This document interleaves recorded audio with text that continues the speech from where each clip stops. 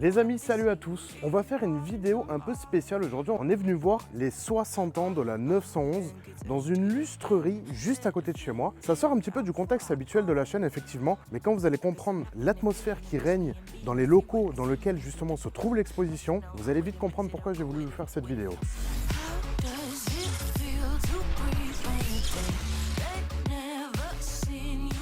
Avant de commencer cette vidéo, je vais vous parler du sponsor qui m'a permis de la réaliser et je parle de Car Vertical. Je vais vous expliquer à quoi ça sert. Regardez, on va prendre l'exemple avec cette Porsche 911 GT3. Si vous souhaitez l'acquérir, direction l'application Car Vertical. C'est une application qui vous permet de vérifier le véhicule au niveau du kilométrage, au niveau des accidents, au niveau des vols à travers l'Europe, d'avoir un historique un peu plus global de la voiture en cas d'achat. Ça y est, le rapport est prêt, on va le vérifier ensemble. Grâce à Car Vertical, vous pouvez donc vérifier si le kilométrage de la voiture a été modifié, si la voiture a été volée à travers l'Europe, si elle a eu des accidents. Visiblement, cet exemplaire de GT3 est un bon modèle. On peut voir aussi l'origine de la voiture. Alors, on voit qu'elle a été immatriculée en France. On ne constate aucune anomalie concernant le kilométrage. Je vous mets un code promo dans la description de la vidéo que vous ajoutez au moment de l'achat de vos rapports avec le code CVApp, ce qui vous fait 10% de remise sur le total de votre commande. Allez, maintenant place à la vidéo. Aujourd'hui, on se trouve dans les locaux de la lustrerie Mathieu à Gargas dans le 84. Et vous allez comprendre pourquoi on est venu faire une vidéo ici. Je ne vais pas vous cacher une chose, je m'intéresse de plus en plus à la marque Porsche. Je m'étais intéressé il y a quelques années, j'avais vu des problèmes d'IMS, j'avais vu des problèmes de fiabilité, j'avais laissé tomber. Là maintenant, j'ai beaucoup parlé avec Laurent de la chaîne Laurent Schmitt, Anthony Perrier qui s'est mis aussi récemment à la Porsche, des amis à moi autour de moi comme notamment les gars de chez GMT qui sont aussi équipés de Porsche 911. Du coup, c'est vrai que tout ça fait qu'en ce moment, je m'intéresse un petit peu plus à la marque Porsche. Et le fait qu'il y ait une exposition comme ça juste à côté de chez moi pour les 60 ans de la 911, je pense qu'il était préférable que je vienne voir ça. Et du coup, je vais vous faire découvrir ça avec vous. Je suis déjà venu la découvrir. Maintenant, c'est votre tour. Venez avec moi.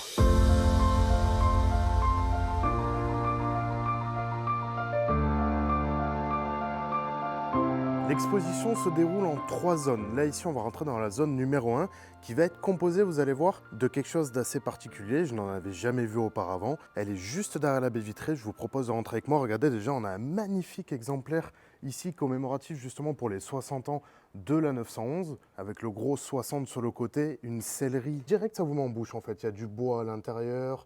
Il y a des badges 911. On peut voir qu'il y a 1250 exemplaires. Regardez, je vais vous montrer ici. Hop, c'est une Sport Classique édition 1099 sur 1250. Déjà, ça commence à vous mettre l'eau à la bouche. Regardez-moi cet aileron magnifique derrière. Allez, on va rentrer dans la première zone.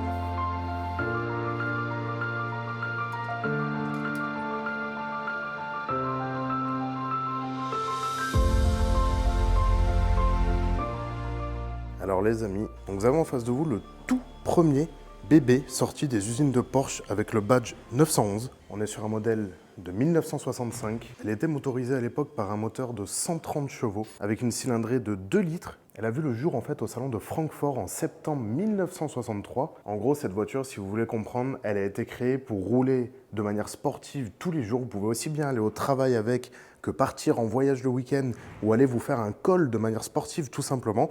Elle a été étudiée pour être la plus polyvalente possible. Je pense que sur ce point-là, ils se sont réellement pas trompés. Elle était à la pointe de l'innovation pour son époque. Elle était complètement utilisable au quotidien, contrairement à ses concurrentes. Et ça deviendra donc l'icône de l'automobile sportive du XXe siècle. Maintenant, je vous propose de voir la suite. La visite du premier hall était effectivement très rapide car il n'y avait que la 911 première du nom. Maintenant, je vous propose de venir avec moi voir le second hall qui lui va être bien plus sportif.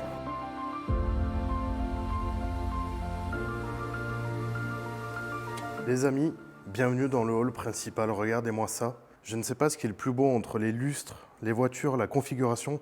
Alors, il faut savoir que c'est une exposition qui est de base ouverte que de nuit. Moi, je suis venu de jour, forcément pour des questions de luminosité, pour que vous voyez bien tout.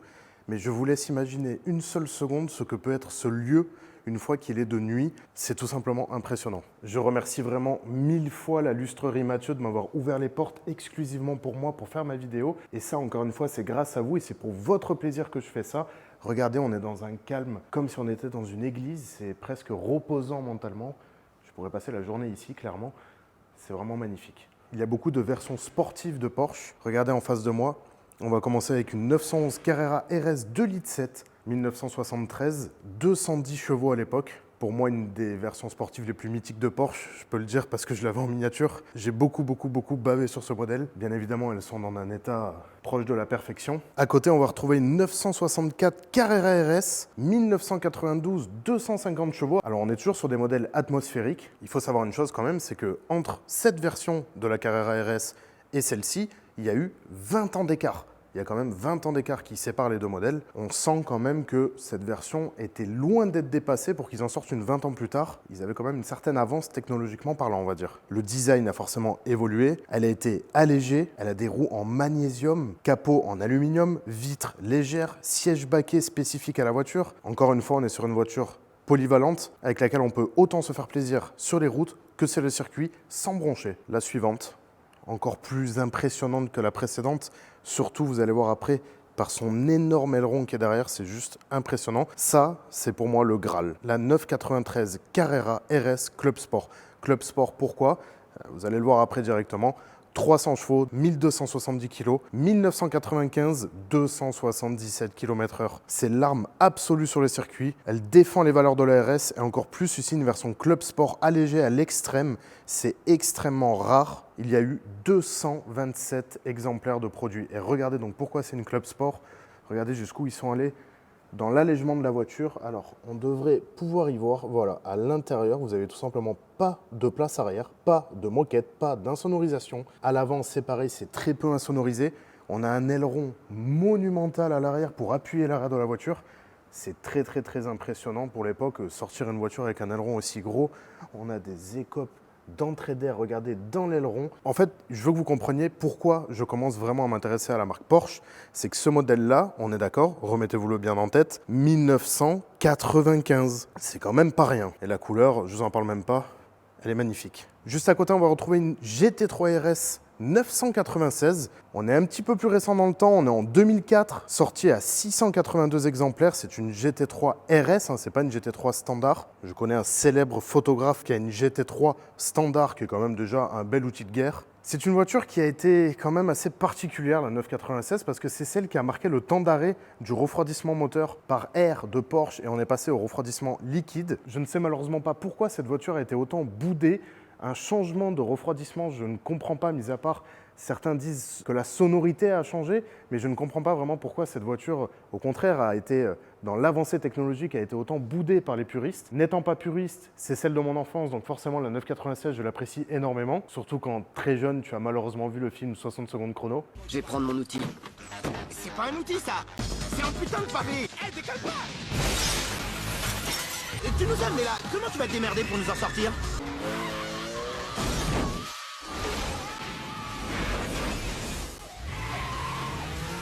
Ce passage a longtemps marqué ma jeunesse. Mais personnellement, la 996 pour moi est un exemplaire plus que radieux. Alors là, on est sur une phase 2. Les phares sont pas les mêmes que sur la phase 1, effectivement. Et il y a aussi ça que les puristes ont vachement détesté, c'est que là, on avait des optiques ronds et là, on a des optiques qui ont été d'un certain design sur la phase 1 et qui ont été retravaillées sur cette phase 2. Mais on retrouve toujours la légèreté, l'affûtage, des nouveaux appendices aérodynamiques, une combinaison de couleurs assez spéciale. Elle est dans sa combinaison la plus rare, blanche et bleue, qui va annoncer le début d'une grande lignée. On passe à la suite avec cette GT3 RS 4 litres 997. Effectivement, les numéros ne se suivent pas, 993, 996, 1 de plus, 997. Ça, je ne saurais pas vous l'expliquer, mais c'est vrai que c'est très compliqué au début à comprendre. En fait, 911, c'est le modèle, et 996, 993, 997, c'est le type de la voiture. Ça, c'est une 911 996, 911 993, un peu comme les 200 SX, S13, S14, S15, sauf que là, effectivement, les chiffres sont quand même très similaires. Revenons à cette 997 qui développe quand même 500 chevaux. On est toujours en atmosphérique, 600 exemplaires, 1360 kg. Je vous entends, la 911, c'est toujours plus. Je suis d'accord, plus performante, plus pure, plus innovante, plus extraordinaire. Elle inaugure un nouveau moteur, le 4 litres, qui deviendra à lui seul une légende. C'est un moteur personnellement qui me fait rêver. Il est dans les Cayman GT4, il est en Carrera Cup, il est utilisé en compétition. C'est peut-être un des derniers moteurs atmosphériques sans concession, sans hybridation, et je pense celui dont on parlera encore très longtemps. Elle est tout simplement incroyable. Et regardez aussi le système de fixation des jantes. On est sur un mono-écrou central, on a un système de frein qui est monumental. Les jantes d'un blanc pur, c'est incroyable. Cette version est vraiment magnifique, il n'y a rien à dire. Les jantes arrière extrêmement larges, beaucoup plus larges que celles de l'avant forcément. Un aileron encore plus gros que la précédente, une prise d'air monumentale et un intérieur toujours un petit peu dépourvu de ce qui ne sert à rien. Regardez même jusqu'au poignet de porte pour ouvrir la voiture. On retrouve juste une petite lanière. Ils ont carrément retiré la poignée et on a toujours le demi-arceau à l'arrière. Pas de place forcément. On est sur une voiture presque de compétition. Le superflu, il n'y en avait pas besoin. Petite touche de modernité, 991 GT3 RS, donc 911 type 991. Là par contre, ça commence à plus faire rire.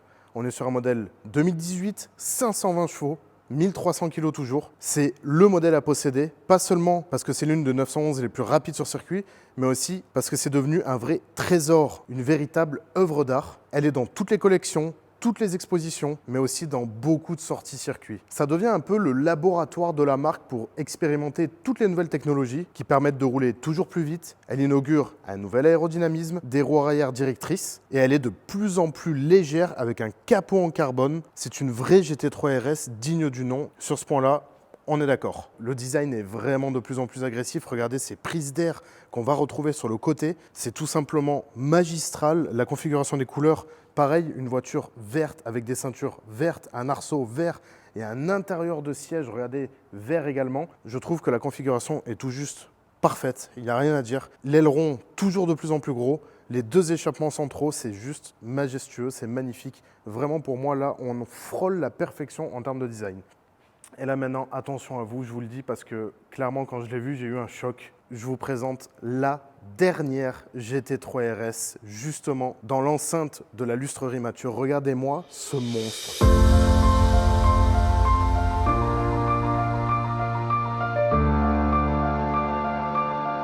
Je pourrais faire une vidéo complète sur ce modèle.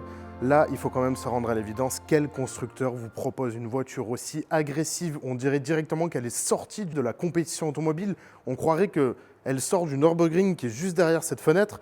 Non, c'est une voiture qui est homologuée route. Regardez-moi cet aileron. Je vais mettre ma main devant l'aileron pour que vous vous rendiez compte de la hauteur de l'aileron. L'aileron qui est quand même motorisé, regardez, par des vérins. Il est anormalement haut avec les nouveaux systèmes de fixation où ils prennent l'aileron par le haut. Maintenant, en fait, l'aileron est suspendu sur les bras de fixation. On retrouve pareil une espèce de petit aileron directement dans la carrosserie pour encore plus appuyer sur l'arrière de la voiture. Cette voiture, en fait, a beaucoup trop d'appendices aérodynamiques. Regardez les ailes arrière, regardez ça. On voit le pneu, il y a carrément un aileron sur le côté de l'aile arrière. On a des petits ailerons sur le toit, regardez ça, Il y a trop de détails sur cette voiture, il y a beaucoup trop de détails. Porsche est allé beaucoup trop loin avec cette voiture. Les ailes avant, regardez ça. Les ailes rentrent dans le passage de roue pour laisser place à un énorme aileron. On va retrouver justement les prises d'air sur les ailes de la précédente version. Je ne vous parle même pas de tout le carbone à profusion qu'il y a sur la voiture. On va retrouver encore des appuis aérodynamiques sur le pare-choc avant, sur le capot pour l'extraction de la chaleur.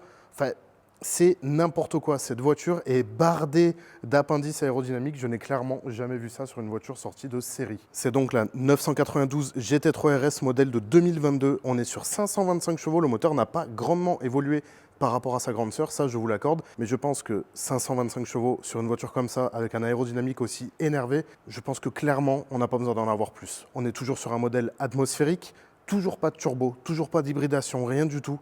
Là, on est clairement sur de l'automobile sportive pure. C'est également la première Porsche de série à avoir les ouvrants en carbone, un arceau de sécurité en carbone avec le pack Wasatch, ainsi que le DRS, oui, vous avez bien entendu, le DRS issu de la Formule 1. Pour moi, cette voiture, c'est l'aberration, la technologie, voilà, c'est la GT3 RS.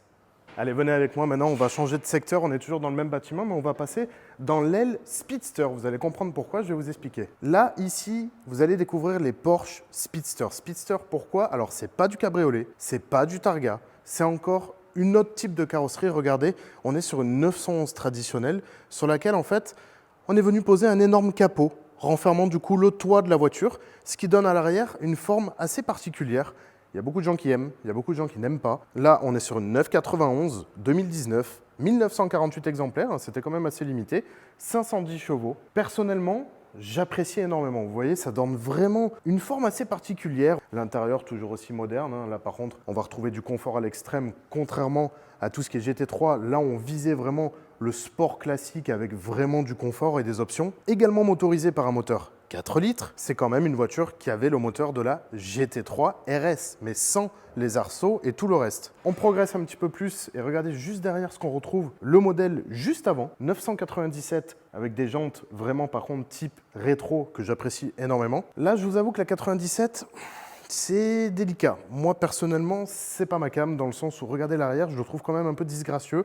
Après, attention, c'est mes goûts.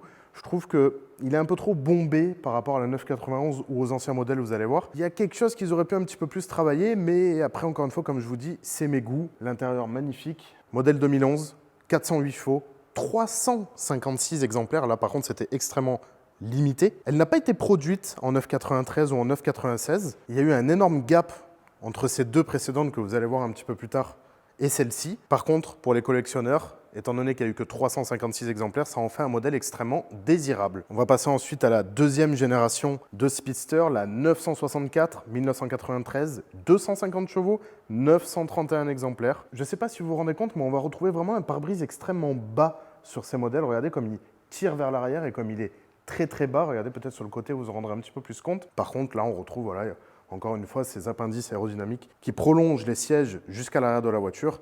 La couleur, j'en parlerai même pas, elle est magnifique. C'est une espèce de bleu-violet. Je suis ultra fan de ce genre, justement, de couleur des années 80-90. Elle est sublime. Et ici, nous allons retrouver donc la 911 Speedster de 1989, mon année de naissance, 231 chevaux, 161 exemplaires, toujours dans la lignette des Speedster, très bas, un moteur quand même pas fainéant, la petite bombure qui cache le toit à l'arrière, et toujours cette polyvalence propre à la 911 qui vous permet d'aller vous balader et d'aller tâter un peu de circuit avec. Allez, en parlant de sportivité, venez avec moi, je vais vous embarquer dans une aile que j'attends de vous présenter avec beaucoup d'impatience, parce qu'il y a une Porsche que je n'avais jamais vue, même deux. Il y a une marque, on va dire, de Porsche que je n'avais jamais vue en vrai, et un modèle, vous allez voir, qui ne va pas vous laisser indifférent. Voici la première. C'est une RUF, je ne sais pas comment on le prononce, ça c'est vous qui le dites. Moi je dis RUF depuis le début. C'est une marque que j'ai connue, comme beaucoup je pense, dans Gran Turismo 2, parce que dans Gran Turismo 2, il n'y avait pas de Porsche malheureusement, mais il n'y avait que des RUF. C'est la première fois que j'en vois une en vrai, je suis extrêmement heureux. C'est une RUF CTR 1 Yellowbird, 29 exemplaires, et écoutez bien, on est en 1987 et avec cette voiture, vous atteignez 345 km/h. RUF, c'est le mélange en fait d'un passionné de Porsche et d'une 911. Là, on oublie les moteurs atmosphériques. On rentre dans un département assez spécial. Ils parlent d'optimisation. Quand ils parlent d'optimisation, ils veulent dire 1170 kg, un moteur flat 6 de 3,4 litres biturbo qui développe 463 chevaux, une injection gérée par le boîtier Bosch Motronic issue de la cousine, la Porsche 962C. Elle abat le 0 à 100 en 3 secondes 7. Rappelez-vous, on est en 1987. Cette voiture fait un 0 à 100 en 3 secondes 7. Elle est clairement rentrée dans l'histoire. Elle a été élue voiture la plus rapide du monde devant les concurrentes de l'époque, la F40 et la Countach. Merci, au revoir, bonne soirée. Le game était plié avec cette voiture. Regardez-moi cet engin. C'est juste classe. Une 911, c'est classe. Une RUF, c'est encore plus classe. Regardez cet aileron magnifique.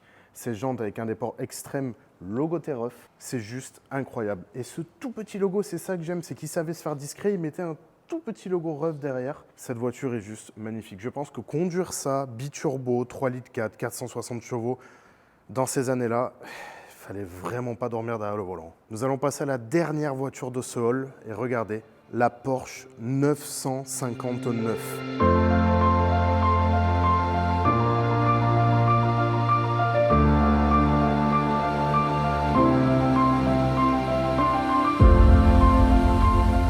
« 1987, 450 chevaux, 337 exemplaires, une vitesse de pointe de 315 km/h. Je ne vous cache pas que quand je l'ai vue dans le hall, celle-ci, je me suis précipité dessus parce que c'est la première fois que j'en voyais une en vrai. C'est le mythe parmi les mythes. Elle a fait rêver des générations entières, dont moi. Développée en 1983, elle commence à être vendue en 1987. Elle est à la pointe de la technologie. Elle a ouvert la voie au biturbo, 4 roues motrices, des suspensions intelligentes, des correcteurs d'assiette, direction assistée, l'ABS et surtout les premières à avoir l'électronique embarquée. C'est la première hypercar de Porsche. On l'a tous vu en poster, en affiche photo, peut-être une fois sur la route, mais elle a aussi remporté sa catégorie aux 24 heures du Mans. Et aussi le Paris-Dakar avec Jackie X et Claude Brasseur en 1983. Oui, cette voiture faisait aussi bien de la piste que de la course sur tout terrain. Et regardez du coup l'arrière exceptionnel de cette 959, il n'y a pas de mots. Il n'y a pas de mots. Moi, personnellement, je l'avais également en 1/18e. Et qu'est-ce que j'ai pu jouer avec quand j'étais gamin? Regardez-moi ça. C'est tout simplement indescriptible. C'est vraiment une beauté. En termes de design, en termes de proportion, il n'y a rien à dire. La plus belle de l'expo, elle est là. Allez, on quitte le hall 2, on se dirige vers le hall 3, certainement le plus grand. Et vous allez voir, là, on va retrouver par contre vraiment la compétition automobile et quelques petites particularités. Comme vous allez voir aussi, 2 petites voitures de police bien sympas. Regardez les locaux dans lesquels la lustrerie Mathieu nous invite pour cette exposition. J'ai fait énormément d'expositions dans ma vie, mais très rarement dans un cadre comme ça. Et en plus là, comme je vous le disais, on est tout seul, on est tranquille, au calme dans les bâtiments. Il n'y a pas un bruit, c'est très calme. C'est un peu une ambiance solennelle pour un anniversaire, c'est un peu spécial. Personnellement, ça ne me dérange pas, il n'y a pas de bruit. C'est vraiment, là, je suis en train de profiter à 100% de ma journée. Et surtout, j'espère vous faire ressentir ça à travers l'écran. Vous allez voir, ce hall, il est vraiment particulier également.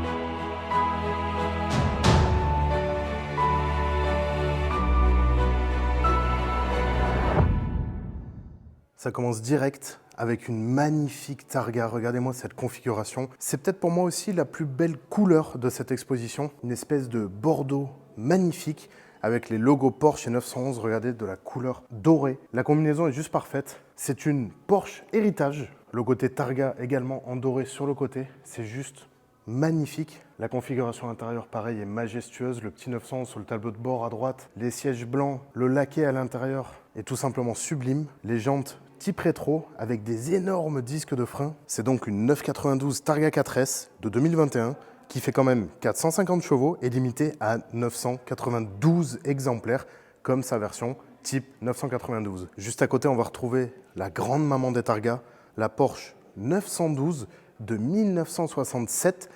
Attention, là le moteur, c'est pas la même histoire, on est sur du 90 chevaux. C'était une voiture faite pour cruiser. Il ne faut pas la regarder comme la première 911 Targa, mais comme la première 911 cabriolet de l'histoire. Elle avait une lunette arrière souple et non pas un toit en dur pour répondre aux normes de sécurité américaines. Elle est née avec ce très bel arceau en aluminium et son nom, Targa, a été emprunté à la fameuse course sicilienne Targa Florio que Porsche gagne en 1965 avec la célèbre 904. La publicité de l'époque la décrivait comme une 4 en 1. Elle peut être un coupé, un cabriolet, un toit ouvrant, mais surtout rouler complètement ouverte, ce qui permet d'être un cabriolet tout en étant à l'abri du soleil. On va finir sur les Targa avec les 2 modèles qui sont devant nous. Elles sont un petit peu spéciales, comme vous l'avez vu, elles ont une livrée quand même un petit peu insolite et un gyrophare pour ceux qui ne l'auraient pas vu. On est sur 2 911 Targa de police. Ça peut paraître étrange à nous Français, mais pour les pays nordiques, d'ailleurs notre gendarmerie a eu toutes les générations d'Alpine, mais eux ils avaient choisi de prendre des Porsche. C'est comme ça qu'on voit apparaître des 911 de police en Targa ou en cabriolet. Là on a une 912 Targa Soft Windows et une 964 Targa, 2 modèles déjà rares en version normale, donc imaginez-vous en police hollandaise dans cet état. Merci aux propriétaires de les avoir mis ici, c'est quand même assez spécial de voir des Targa de police ici pour attraper les méchants. Ils avaient quand même la classe à l'époque, les policiers, quand ils devaient rouler là-dedans. Petite ovni de la marque, un petit peu spéciale, celle-ci, vous voyez, elle est toute seule dans son coin, là, il n'y a vraiment personne qui l'embête. C'est une 911 R prototype. On est en 1967, Porsche sort cette voiture de 210 chevaux, 19 exemplaires. C'est sans nul doute la plus extraordinaire des 911 dans cette exposition. Avec sa toute petite carrosserie toute fine et ses petits trous, vous avez l'impression que c'est une simple première 911, mais en fait non, en réalité c'est un prototype de la première 911 de course, fabriquée donc comme je vous le disais à 19 exemplaires par le département compétition. Cette voiture pèse 800 kg et elle se fait remarquer sur tous les rallyes du monde puisqu'elle donne ses premières victoires à la Porsche 911. Elle porte le patronyme R pour rallye. Elle a une entrée d'air vraiment spécifique sur son capot. Elle a les vitres qui ne sont pas en verre. Regardez ce volant majestueux à l'intérieur. On est vraiment sur une voiture de course, pas de place arrière, rien du tout. Pour moi, ça aussi, ça doit être quelque chose d'extraordinaire à piloter. 210 chevaux pour 800 kg, ça doit être quelque chose. Et là maintenant les amis, attention, là on rentre dans l'ère du mal. On arrive dans le département compétition de Porsche. Là je vous le dis clairement, c'est une chance inouïe d'être là tout seul face à ça.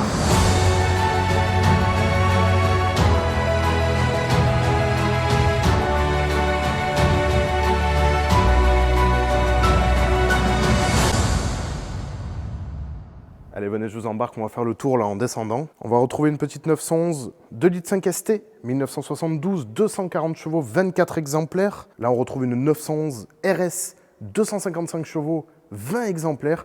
Et moi déjà, le truc que j'aime sur cette voiture, c'est les sponsors. Regardez ça, Castrol, JVC, Car Audio.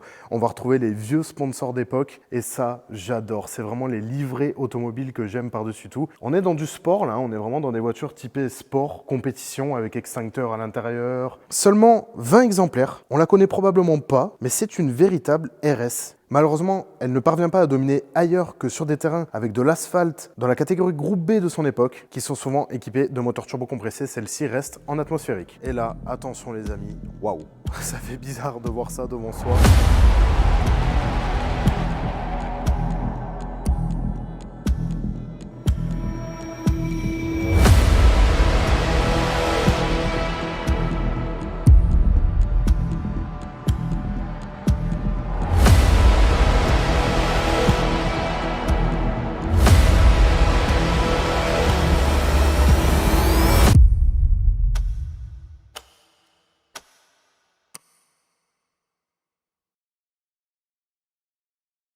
C'est extrêmement bas, c'est extrêmement large. C'est une voiture qui s'est volée. Oui, elle s'est volée.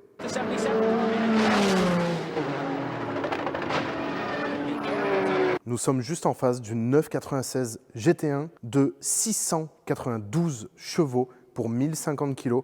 Voiture qui atteignait les 330 km/h. Vous devez penser que c'est pas une 911, mais si, c'est bien une 911. Ils vont tester sur elle quelques nouveautés qui seront ensuite suivies en production sur les 911 de série et surtout sur les hypercars tels que la Carrera GT. C'est vrai que quand on la regarde, elle ressemble quand même énormément à la Carrera GT. Ce n'est ni plus ni moins qu'une voiture des 24 heures du Mans qui est en face de nous. On connaît la version routière parce que oui, cette voiture a eu une version routière car la FIA impose pour sortir ce genre de voiture sur circuit une commercialisation de 25 exemplaires homologués route afin de pouvoir homologuer la version en GT1. C'est quand même assez dingue de se dire qu'il a fallu faire une version route pour homologuer cet engin de guerre. Ça, je vous parle même pas des sensations que ça doit être à piloter. Désolé si la qualité de l'image se ternit un peu. La nuit commence à tomber, donc forcément la luminosité commence à se faire un petit peu rare. Je vais essayer de faire vite. Nous sommes face à une 964 RSR 3,8 litres 1993, 350 chevaux. C'est la version la plus rare de sa génération, produite à seulement 50 exemplaires. Les voies sont élargies afin d'accueillir des pneus plus larges et donc de gagner en efficacité sur la piste. C'est la plus légère, la plus rigide pour aller encore gagner les 24 heures du Mans dans sa catégorie, les 24 heures de Spa ou encore les 1000 km de Suzuka au Japon. Avec des magnifiques sièges Recaro à l'intérieur, des jantes majestueuses avec un déport monumental. C'est vraiment une voiture incroyable, encore une fois devant nous, dans une livrée jaune. Et regardez ce magnifique logo à l'arrière, Carrera RSR. C'est juste majestueux. On enchaîne directement avec une GT2 de 1996 et 430 chevaux. C'est la première GT2 de l'histoire qui est née dans la génération 993. Vous savez, le refroidissement à air, vous vous souvenez? C'est pour beaucoup l'ultime 911. Élargisseur d'aile rifté, des formes qui viennent tout droit de la compétition auto, catapultée par 2 turbos, 430 chevaux et 57 exemplaires. Elle est homologuée pour la route, tout en restant très proche de la version de compétition. Regardez-moi ça, on voit les ailes fixées à la perfection pour accueillir des jantes, encore une fois, avec un déport monumental. Aujourd'hui, on commence à fixer des kits larges sur les voitures.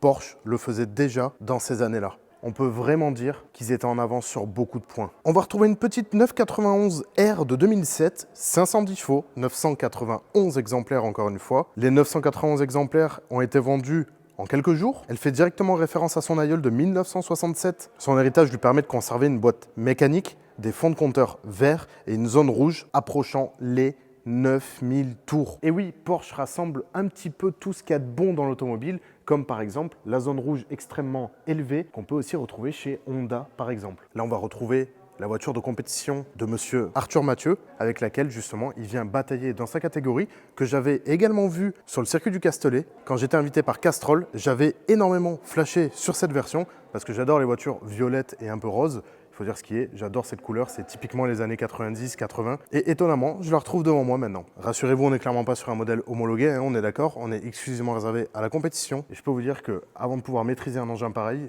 il faut avoir la bouteille en termes de pilotage. 992 GT3 Cup. 510 chevaux, 1200 kg. On continue dans la compétition automobile avec ce qui est pour moi peut-être le plus bel hommage de Porsche à eux-mêmes. Là devant vous, on a une 935 type 991 de 2019.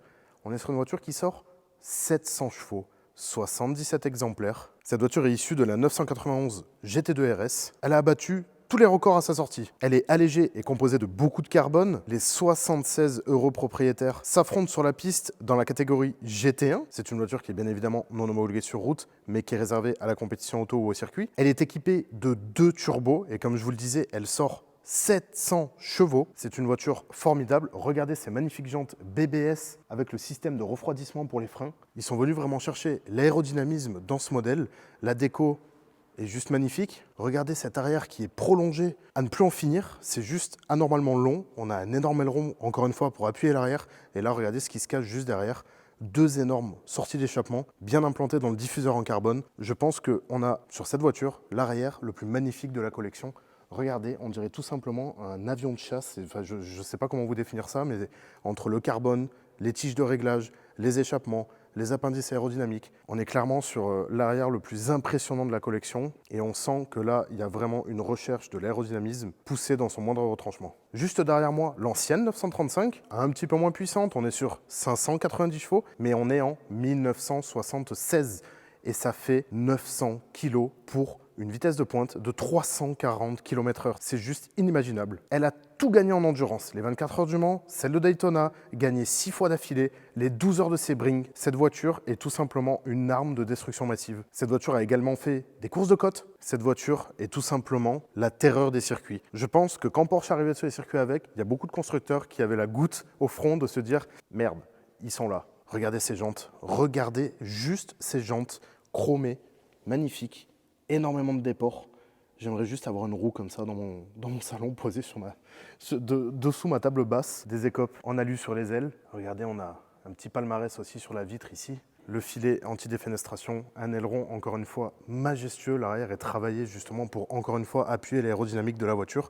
On va retrouver les 2 silencieux au centre de la voiture. C'est vraiment un design intemporel. C'est magnifique. On pourrait presque croire que la voiture vient de sortir. Son design n'est absolument pas dépassé. Juste derrière moi, une 934 de 580 chevaux, 32 exemplaires. La chasse à la performance continue à cette époque. Après ses grandes sœurs, la RSR, il fallait gagner le groupe 4. J'adore la déco VSD. C'est typiquement les années 70. BP, VSD, c'est magnifique. On est en 1976, 32 exemplaires, dans un état irréprochable. Regardez, c'est énorme. Je pense que c'est un petit point d'accroche pour venir lever la voiture sur le côté avec le cric. C'est tout simplement énorme. On a des ailes, encore une fois, rivetées sur la carrosserie. Des jantes BBS magnifiques. Des ports chromés, logo TBBS. On sent que là-dedans, il y a un petit peu de chevaux. Juste derrière, encore un exemple de 911, 3 litres 2, groupe B, 400 chevaux. Une déco super belle aussi, directement issue de la compétition. Et là, attendez-vous à quelque chose qui fait très mal à la tête. C'est-à-dire que quand je l'ai vu, j'ai bugué pendant au moins 2 bonnes minutes. Regardez ça.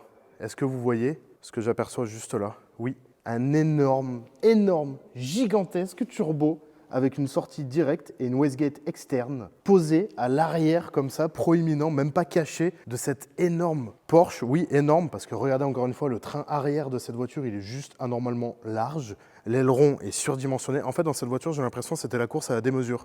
C'est-à-dire qu'elle est extrêmement longue, extrêmement puissante, extrêmement large, extrêmement dans son jus aussi. Il y a quand même quelque chose qui se dégage de cette voiture parce qu'elle est loin d'être neuve et c'est ce qui fait que justement on sent qu'elle a roulé. Regardez, elle porte quand même tous les stigmates de l'époque de la compétition auto et ça c'est énorme. J'adore quand les propriétaires laissent les voitures dans leur jus comme ça. Regardez, la peinture est vraiment pas neuve, elle a roulé, on sent que cette voiture a roulé. C'est une 911 RSR Turbo de 1974, 460 chevaux, 4 exemplaires. 4. 1, 2, 3, 4. On a un des 4 exemplaires devant nous. La déco Martini, j'en parlerai pas. C'est tout simplement pour moi la plus belle décoration qu'on peut faire sur une Porsche. C'est un moteur flat 6 qui évolue de 300 chevaux à 460 chevaux grâce à un turbo. Il faut savoir que c'est une voiture qui a quand même une cylindrée de 2 litres 1. C'est absolument ridicule. Juste derrière, en meilleur état, certes, il est évident, mais par contre on reste dans le gris avec la déco Martini. 911 RSR 2 litres 8, 1973, 300 chevaux. Et on va finir les 911 RSR avec cette magnifique 3 litres de 74 qui sort 330 chevaux pour 55 exemplaires et 900 kg également. La déco, pareil, sublime, dans un état proche du neuf. un train arrière excessivement large. Regardez-moi, encore une fois, ses pneus et ses jantes à déport. Regardez, pneus slick, bien évidemment. Jantes à déport monumentales. C'est incroyable de voir des pièces automobiles performantes de ces années-là. L'écrou central, il est énorme, il n'y a rien à dire. Une petite écope à l'arrière, un aileron extrêmement long. Là, pareil, c'est des voitures que je rêverais de tester, de piloter, de conduire.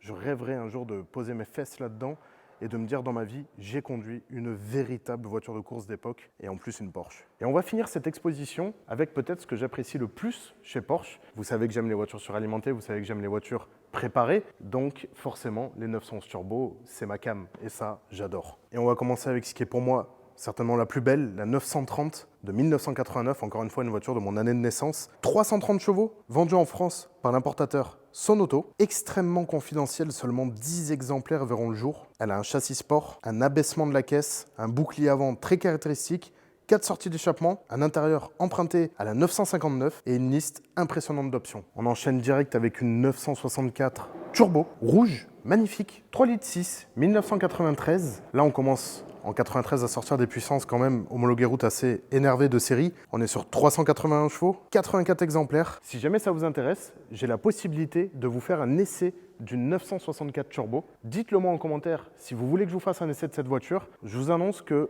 clairement, c'est un essai que j'attends avec impatience parce que c'est une voiture assez mythique. Je veux bien évidemment que vous ayez l'envie de voir cette vidéo parce que c'est des voitures vraiment mythiques et qui étaient vraiment faites à l'époque pour donner des sensations presque terrifiante à son conducteur. 993 Turbo S, 1998, 450 chevaux, 345 exemplaires. On reconnaît notamment que c'est une turbo grâce à son entrée d'air directement dans l'aile ici. Elle a également un aileron directement récupéré de la compétition automobile. Regardez cet intérieur beige magnifique qui contraste énormément avec la couleur bleue incroyable de cette voiture. La configuration est parfaite. Elle est extrêmement désirable. N'oublions pas surtout que c'est la dernière 911 refroidite par air.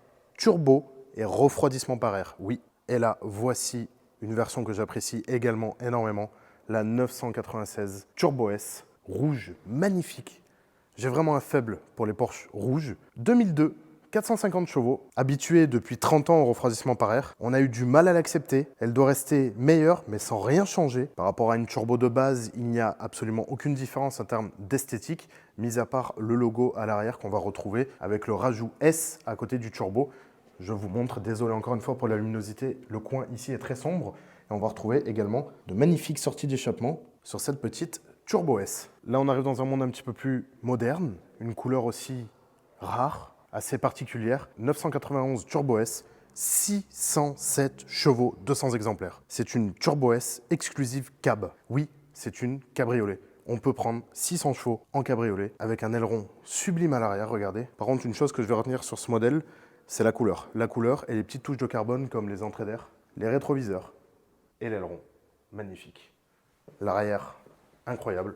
Porsche 911 Turbo S, la couleur est vraiment somptueuse. Et on va finir cette exposition avec la 992 Turbo S de 2020. Là, par contre, on frôle la folie. On est sur du 650 chevaux, dernière génération de la Turbo S. Elle est aujourd'hui la plus puissante de la gamme 992. Oui, la plus puissante, c'est-à-dire que la GT3 n'est pas aussi puissante. Elle passe de 0 à 100 km/h en 2,7 secondes. Elle peut atteindre très facilement les 330 km/h. Je pense qu'aujourd'hui, la polyvalence des 911, elle est clairement plus à prouver. Quand on voit une voiture comme ça, qui est capable de vous amener tous les jours au travail, de vous amener au circuit, on se rend bien compte que les 911 sont les modèles les plus polyvalents de la marque. Les amis, avant de finir cette vidéo, on est avec Arthur Mathieu, qui est le pilote de la Porsche, qui est juste derrière moi. Je vais lui poser quelques petites questions. Bonjour. Arthur, merci de m'accorder quelques minutes. Là, je pense qu'il y a quand même beaucoup de monde. Merci à toi en tout cas. Merci pour cette exposition. C'est juste magnifique. Et du coup, je voulais te poser quelques petites questions. Cette voiture, on est d'accord, donc c'est ta voiture de course, de compétition. Qu'est-ce que ça fait de conduire une voiture comme ça ? C'est clairement un rêve, surtout que j'ai fait le pas de conduire une voiture comme ça très tôt, puisque j'ai tout de suite commencé la Carrera Cup à partir de ma 2e saison de course de ma vie. D'accord. C'était complètement l'objectif, hein. Mon rêve c'était de conduire une 911 de compétition. Ok. Après représenter Porsche évidemment, mais pour l'instant on en est encore à se démarquer. Et donc ouais, c'est juste exceptionnel. Je pense que quand on est dans la voiture, on est parfois un peu trop concentré sur la performance pour se rappeler du plaisir que c'est de conduire une voiture comme ça, mais pour le coup, Je suis quelqu'un qui a beaucoup de chance et je sais le reconnaître. Donc pour le coup, ouais, c'est exceptionnel, Ça complètement doit être exceptionnel. extrêmement physique aussi à conduire ça. Ça va parce que nos courses, elles durent 30 minutes, c'est du D'accord. sprint. Donc Ok. oui, pendant 30 minutes, on est à 150%, mais on va dire que l'adrénaline ne nous fait pas sentir vraiment l'effort physique en soi intense. Ça dépend les circuits, hein, on va dire. Castellet, ça va un peu mieux qu'à Valencia, par exemple, pour cette D'accord. saison. Non, l'effort physique, ça va. On le ressent plus quand on va se coucher le soir, que tout Ouais, est le retombé. contre-coup, et voilà. Exactement. Ok. Bon, en tout cas, ta voiture est vraiment magnifique. J'ai vraiment flashé sur la couleur, hein. Forcément, moi je suis très fan des années 80, 90, donc j'adore ça. Les voitures qui sont là sont vraiment magnifiques. Je te remercie encore énormément à toi, à ton père, d'avoir organisé tout ça, c'est vraiment magnifique. Je vais te souhaiter une bonne continuation dans ta course automobile. Si j'ai l'occasion de te voir, honnêtement, je viendrai te voir sur les circuits. Clairement, je vais suivre ça de près. Maintenant que je t'ai vu, ça m'intéresse un petit peu plus, je te l'avoue. Et en tout cas, merci beaucoup pour le petit temps accordé, c'est très aimable à toi. Pas de souci. Et puis n'hésitez pas à venir visiter. Donc c'est tous les soirs de 17h à 21h. Et c'est jusqu'au 22 janvier, une exposition qui a lieu à Gargas, dans le sud de la France. C'est ouvert au public et gratuit. Donc on sera ravis de vous accueillir si vous aimez les 911. Parfait, je te remercie beaucoup. Pas de problème. Les amis, c'est la fin de cette vidéo. J'étais extrêmement content de vous présenter cette exposition Porsche juste à côté de moi. Je remercie encore 1000 fois la lustrerie Mathieu de m'avoir privatisé le lieu pour faire cette vidéo dans le plus grand des calmes et de vivre une expérience vraiment particulière avec toutes ces Porsche. Si ce n'est pas déjà fait, pensez à vous abonner. Je vous mets les liens de la lustrerie dans la description de la vidéo et je vous dis à bientôt dans la prochaine vidéo. Allez, salut!